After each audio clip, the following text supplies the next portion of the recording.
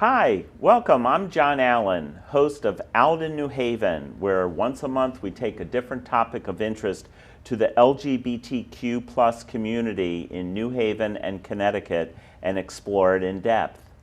And today we're going to be talking about a subject that I really don't know much about, and I'm fascinated by it, and it's about LGBTQ people and incarceration. But before I get started with this, I wanted to do a little housekeeping and just tell you a little bit about the New Haven Pride Center. The New Haven Pride Center is one of two community centers focused on LGBTQ community in Connecticut, and we are 23 years running now. But in just the last couple of years, the Pride Center has been experiencing explosive growth. There's now 9 staff people that are providing support and facilitating different programs and support groups for all kinds of interests and also for allies of the community. So I encourage you to check it out. There's a robust website that lists resources for people in the region, and also we spotlight some of the things that really deserve a mention. And one of them is there's a magazine that comes out every 2 months called Centerline, and it's got chock full of information and stories about the community. The center also facilitates the Pride Center. The Pride Festival in September with a parade and festival in downtown New Haven, and that occurs toward the end of September every year. And then also, lastly, the Dorothy Awards, which is our signature fundraising event and the largest LGBTQ award ceremony in the state of Connecticut, honoring all the individuals and organizations that are helping to make Connecticut a great state to be openly LGBTQ plus. So please check it out at 84 Orange Street in downtown New Haven. So today we're going to be talking about incarceration of LGBTQ people. And I'm absolutely delighted to spotlight 2 individuals. One came down from Providence and is affiliated with their Providence and Boston chapter of Black and Pink, and that's Douglas Rogers. Welcome, Douglas. Thank you for having me. Yep. And Reed Miller, who's one of the founding board members of Black and Pink as well. Okay. And welcome, Reed. Thanks so much for having us. Yeah, happy to be here. Yeah, so Black and Pink. What is Black and Pink, and why the name? So Black and Pink has been around for almost 15 years. We started in Boston. I was living in Boston at the time. I now live in New Haven as a student. Douglas was one of our founding members, and initially the name came from our founder, Jason Leiden, and it was sort of a political thing with the pink and black colors being part of this like anarcho-queer flag. But since then, we've sort of shifted and broadened to encompass a wide variety of people. And so we've retained the name, but really our focus is supporting currently and formerly incarcerated people and really moving to a society where we're not relying on prisons and police as a solution to harm, but really having a more transformational, welcoming, positive society. What do you think, Doug? Right. Well, my experience being, because I'm a former incarcerated individual, I became more involved because I seen the mistreatment of prisoners inside. I also experienced people that were terminally ill. I did hospice work. I also did... Within prison? Yes. Wow. Yes, individuals that were terminally ill and that were on the deathbed. Mm-hmm. And also I did suicide prevention. I had the opportunity to help individuals that were actually coming in and dealing with their incarceration. Wonderful. As a mentor? As more, say, as an inmate that was fighting for criminal justice. Wonderful. And you're doing that from the inside. From the inside. And that's got to be so difficult, I imagine. Yes, it was, but it was an experience because, you know, when you're inside these prison walls and coming inside the prison wall, people tend to think that all prisoners need to be locked up. Mm-hmm. They have done something to be locked up. Mm-hmm. There's some people that don't deserve to be there. There's some people that their sentence that they give them is very harsh. Well, Doug, I think that the mentoring, I think, would be so important for people that are just coming in that don't really understand what prison life is like. I only think about my own experience where one time I took a group of students into our local jail in New Haven on Whaley Avenue. And they actually have a prison block up on the upstairs floor.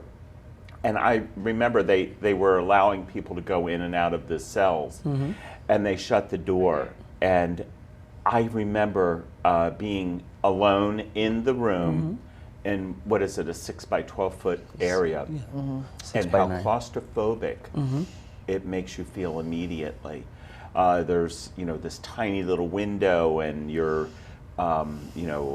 just you hear all the noise within the prison. It was very loud and noisy, and just how alone it makes you feel. And that was only for a few minutes. I can't imagine what it would be like to be in something like that for, you know, for years. Well, first, when an individual is sent to prison, as they say, you are processed. You are fingerprinted. You are strip searched. You are taking all what you have on, off, in front of a prison guard, and you're degraded to actually bend over, spread your cheeks, and cough. So you would not be able to bring any contraband into the prison system. That's one part of coming into the prison system.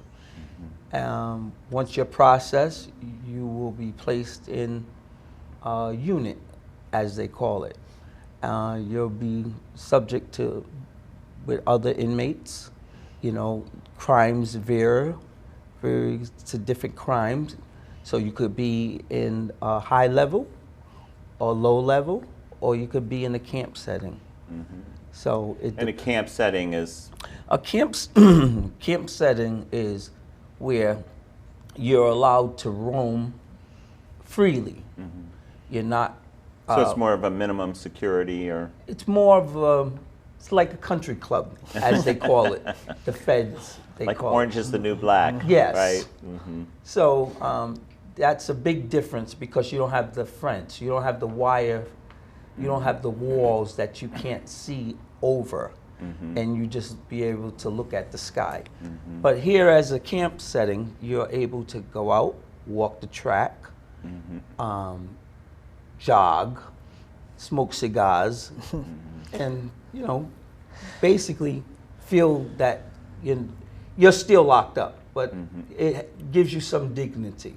The knowledge that I have really is only from what I read about. And, you know, I've been aware that LGBT people are under increasing pressure. Yes, we are subject to being attacked by staff and also by prisoners when you're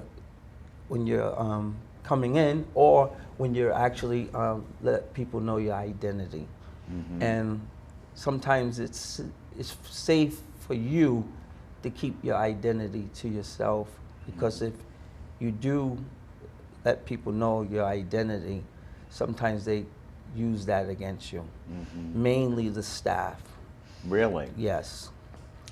And it's difficult to, I mean, just think about, you know, if you live as an openly gay person, it's very difficult to go back and hide that. I can't imagine what that's like. Or I can't imagine for somebody who might be transgender to try to hide that. I mean, how can you hide that? No. I think here in Connecticut, fortunately, advocates, including GLAAD up in Boston, had worked for a change in legislation so that transgender people in prison in Connecticut are able to be in the binary gendered, so male or female prison that most closely aligns with their gender identity, which is a big step forward in terms of being able to survive the prison experience and, as Doug's talking about, like maintain more of your dignity. You would be able to have more access to the clothing that's more appropriate for you, or commissary items, or hygiene and things like that. You mentioned Orange is the New Black, and the trans character on that show was in a women's prison. That is far from the norm. Across the country, by and large, trans people are not in the prison that most commonly associates with their gender identity. And Orange is the New Black, that supposedly occurred in a Connecticut prison. But that was a phase of hiding what really goes on in the prison system for a transgender. Right. Because I can witness, I know I experienced that for myself, a sexual assault by a prison guard, assault, watching other transgender be assaulted by a prison guard, and hear the screams and the hollering in solitary confinement. I was placed in solitary confinement because I didn't let a god assault me sexually. And I was assaulted by a prison guard firsthand. So this does happen inside these prisons. And some people are afraid to go to different administrations or tell their families, because some family members do not know that they're transgender or bisexual. So, It's just to be victimized on so many levels. I just can't imagine how that must feel. Yeah. So I applaud that you're helping to help correct that situation. And when I was doing some research for the topic today, the statistics are pointing that the incarceration rates are declining in the United States, even though we have among the largest incarceration rates in the world. Yes. And a very small percentage of the population. Right. But we have some of the largest incarcerated folks. Yes, we got over 3 million people locked up in the penal system. Never mind 5 million out here on probation or parole, special parole in this country. Right. Yeah, and you're right, John. There was sort of a tipping point where we hit around every 1 in 100 adults was in prison, which is enormous, and now it's slightly lower than that nationally, but we are the largest incarceration rates of any country in the world, by and large. And that has to do with a confluence of things related to the way we address crime. Things, some other countries might consider drug use to be a public health issue. Here we treat it as a crime. Right. And in other countries, they might not assign such long sentences. Here we assign like very punitive, very long sentences, and then at the end expect people to be able to get out of prison and somehow magically have recover right. from those decades of trauma and have access to employment, even though a lot of employers will not employ you if you have a criminal history. Or take advantage and, de-emphasize the wages and, Right. And I mean, a lot of our members who are employed in prison right now, like doing jobs during the day, they get about 16, 20 cents per hour. Which doing is about things, $3 a day. Yeah, for like making license plates. And I think there's a variety of ways that we're trying to act in solidarity with our currently and formerly incarcerated members. One of the things we do is we publish this newspaper about 6 or 8 times a year, and this is our Black and Pink newspaper, and inside we've got a variety of things.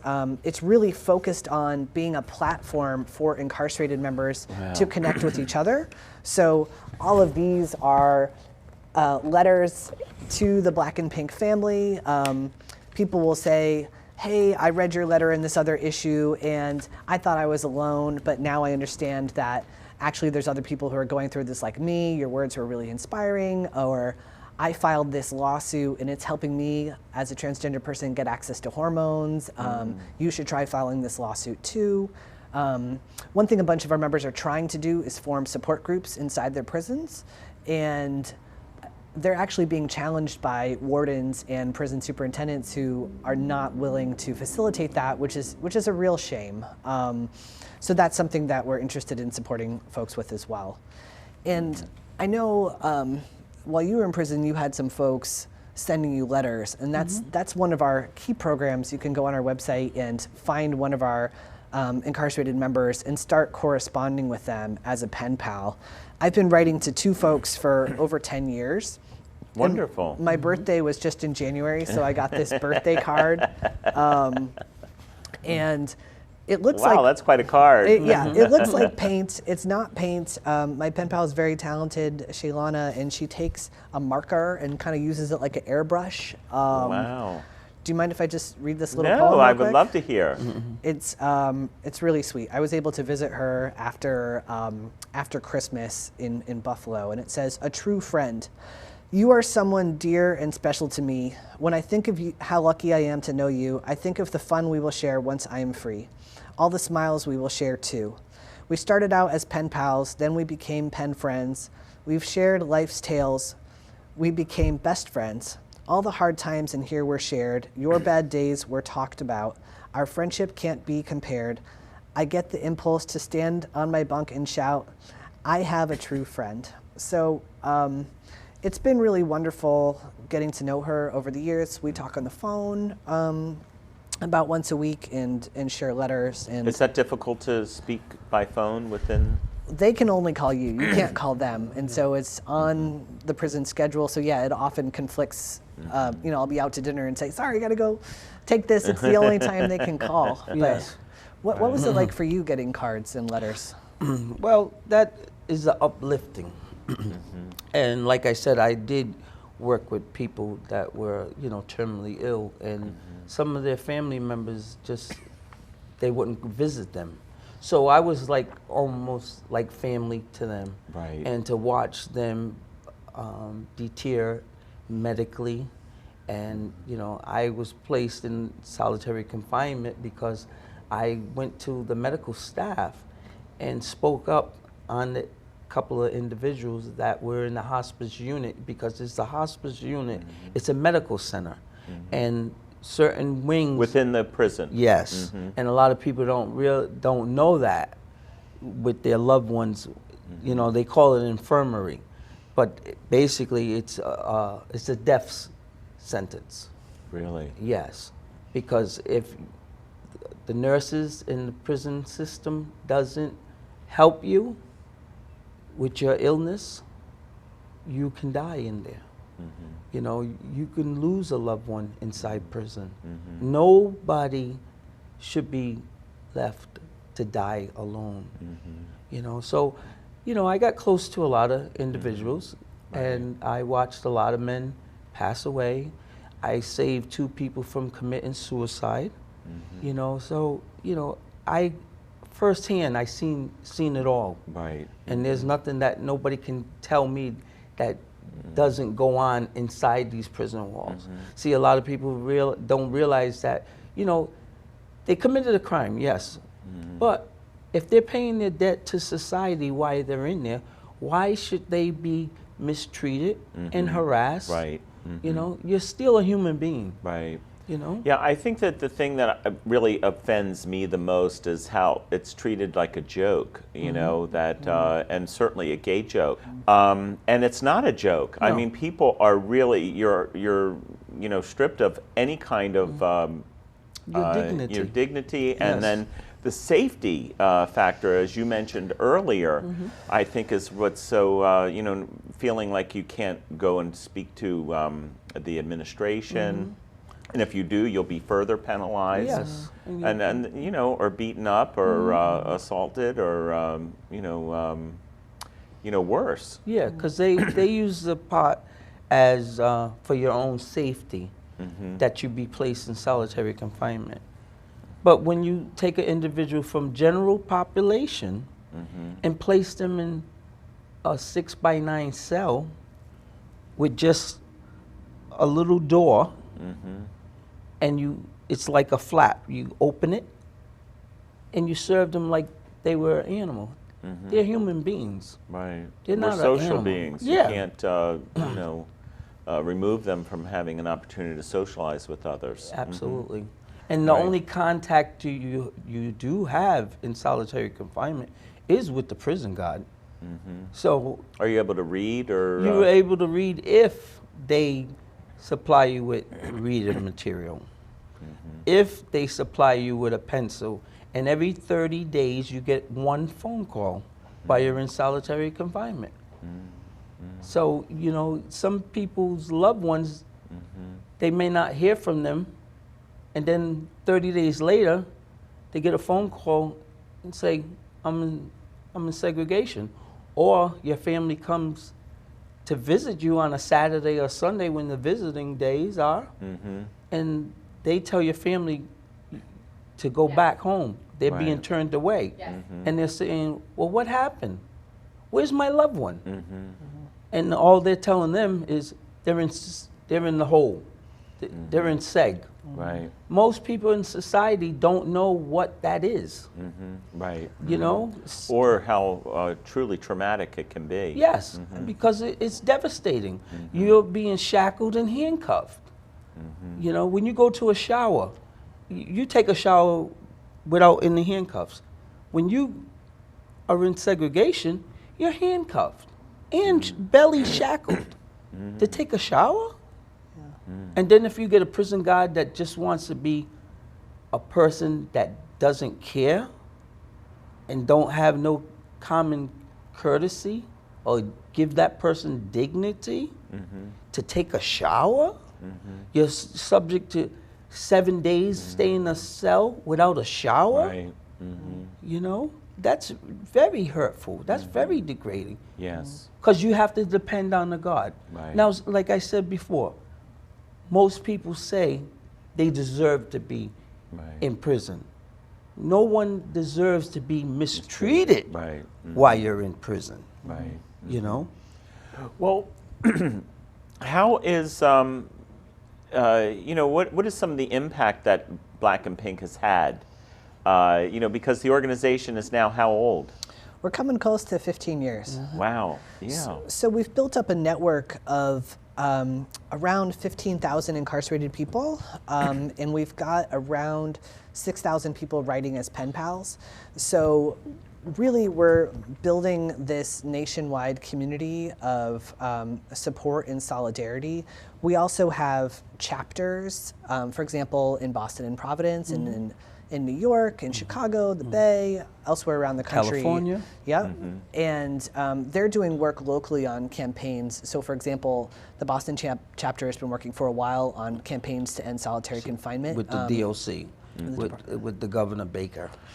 I was supposed to be at a hearing to testify against solitary confinement. And, that was my passion. That always have been my passion, because like I said, I experienced segregation, the whole, as they say. How long were you in there? I was there for about 1 year first, for one infraction, And one infraction. Wow. yes, and they stated that I made a hunger strike.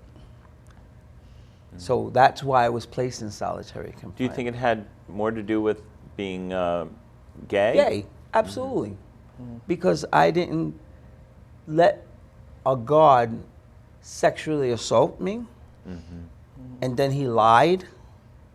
And there's called a brotherhood for the correctional officers that they abide by within themselves. It's like a little clan that, whatever goes on with one of us, we keep it among us. Right. The prisoner's always a liar. Right. And we're always the person that's telling the truth. Right. I mean, from our report here, Coming Out of Concrete Closets, which we put out in 2015. We surveyed 1,200 of our members, and in that we asked questions about solitary and other things, and 85% of our members had been in solitary confinement, and of those, only a third of them had been for less than a year. So Right.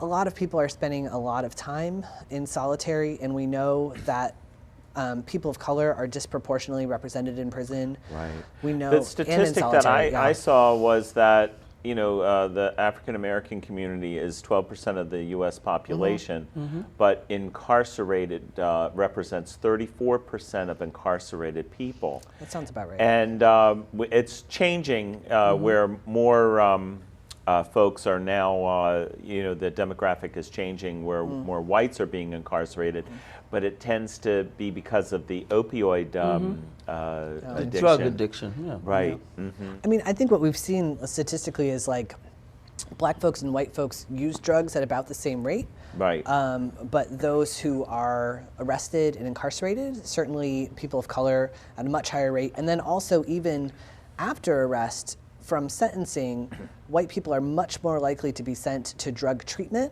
whereas people of color are much more likely to be sent to prison or to jail. So, I mean, there are just so many facets of what the criminal justice system, or what we're starting to call the criminal punishment system, that are clearly really broken.